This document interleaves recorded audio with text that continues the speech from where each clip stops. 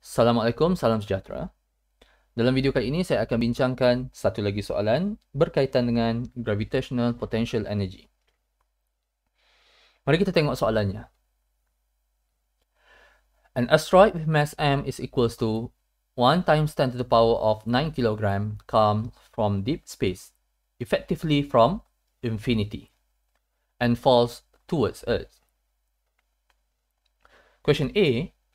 Find the change in potential energy when it reaches a point 4 times 10 to the power of 8 meter from the center of the Earth. Okey, mari kita pertama sekali cuba memahami apa yang berlaku pada asteroid ini. Now, initially, asteroid itu berada jauh di angkasa. So, ini initial point dia. Dia kata kat situ berada at infinity. So initially dia berada di infinity. Okay, so apa yang berlaku? Asteroid itu menghampiri bumi kepada satu point final. Point initial ini, okay, kalau kita katakan at infinity, distance between the initial point and the center of the Earth, R initial, sama dengan infinity lah, jauh lah, okay. Tapi untuk R final diberi nilai, okay, iaitu sama dengan 4 times 10 to the power of 8 meter. Itu diukur daripada center. Soalan sendiri berikan. Okay. Now, given that the mass of the asteroid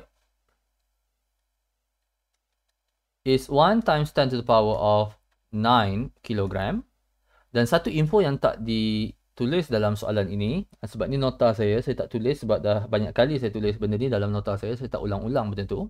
Tapi kalau dalam exam dia akan tulis pada soalan yang ini mass of the Earth. Okey, untuk soalan ini saya gunakan sama dengan 5.98 times 10 to the power of 24 kilogram. Okey. So sekarang ni kita nak cari the change in potential energy. Baik. The change in potential energy, delta U, is basically potential energy final minus initial potential energy.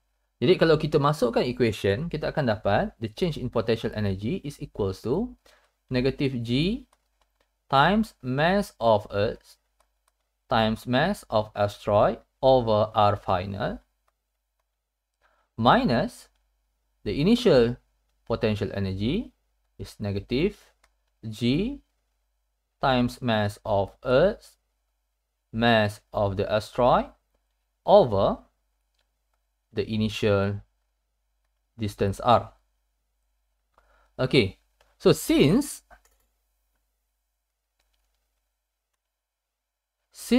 R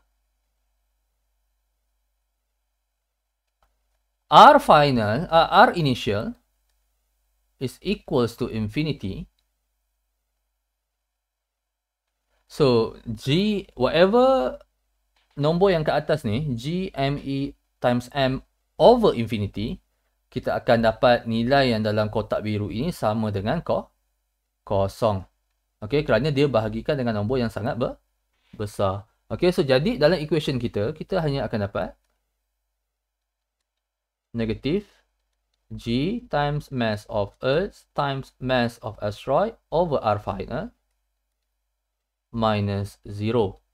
Okay, because R initial is infinity. So sebenarnya dekat sini kita dah pun boleh membuat penggantian untuk cari the change in potential energy. Okay, so negative G is gravitational constant 6.67 times 10 to the power of negative 11 time mass of the Earth yang saya bagi tadi 5.98 times 10 to the power of 24 times mass of the asteroid is 1 times 10 to the power of 9 kilogram.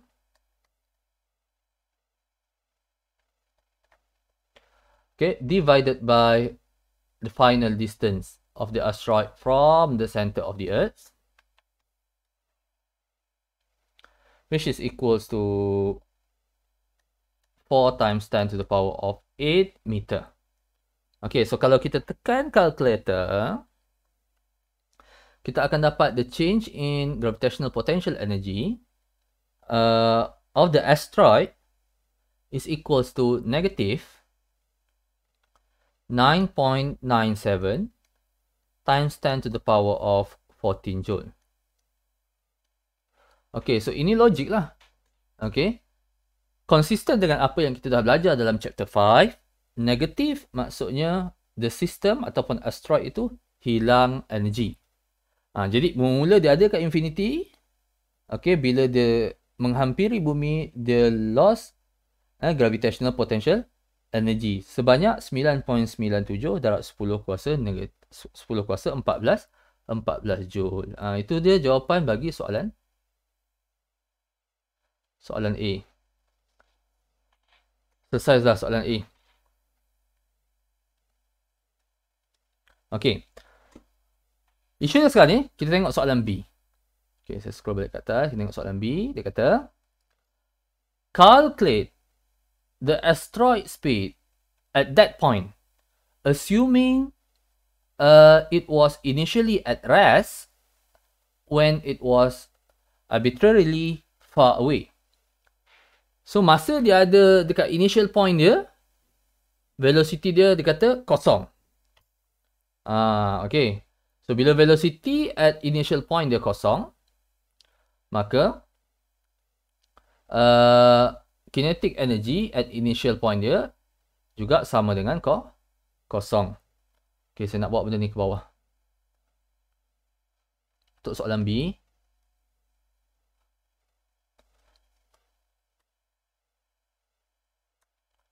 So, dekat sini saya nak apply sedikit apa yang kita belajar dalam chapter 5 lah. Okay. Initial point, kinetic energy initial sama dengan kosong. Kinetic energy final, ada value. Okay, ada value. So, kinetic energy final ada value. Kita tak tahulah yang tu.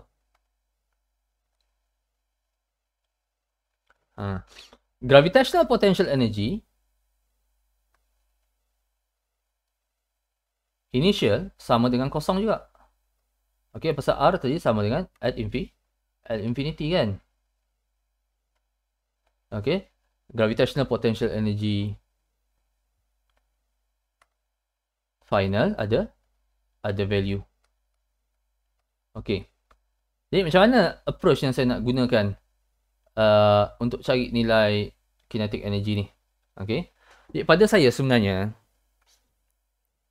asalnya kita dah ada konsep conservation of energy. Yang mana kita cakap conservation of energy, kita kata potential energy initial plus kinetic energy initial is equals to potential energy final minus plus final kinetic energy. Ini konsep biasa. Okay. Cuma daripada sini saya boleh tuliskan, okay, kinetic energy initial minus kinetic energy final is equals to potential energy final minus potential energy initial. Okay.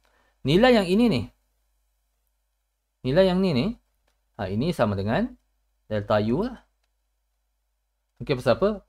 Final minus initial. Delta U ni yang kita dah cari awal-awal. Okay. Delta U ni yang kita dah cari awal-awal. Okay. Jadi, dekat sini, kita bolehlah masukkan value yang kita ada. Delta U kita dah ada. Okay. Delta U sama dengan negative 9.97 times 10 to the power of 40 joule. Okay. Kinetic energy initial minus kinetic energy final.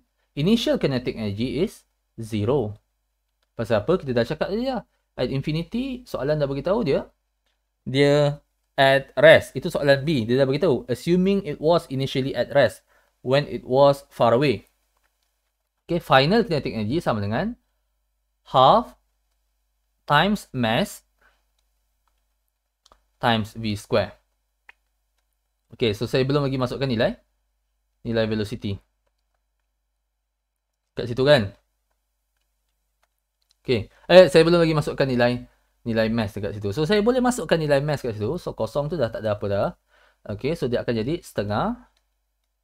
Darab mass kita sama dengan 1 times 10 to the power of 9 times V squared is equals to negative 9.97 times 10 to the power of 14 joule.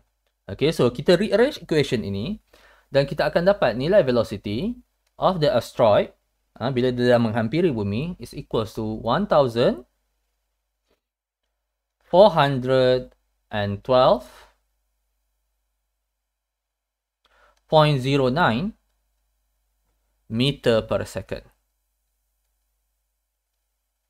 So itu final velocity kita.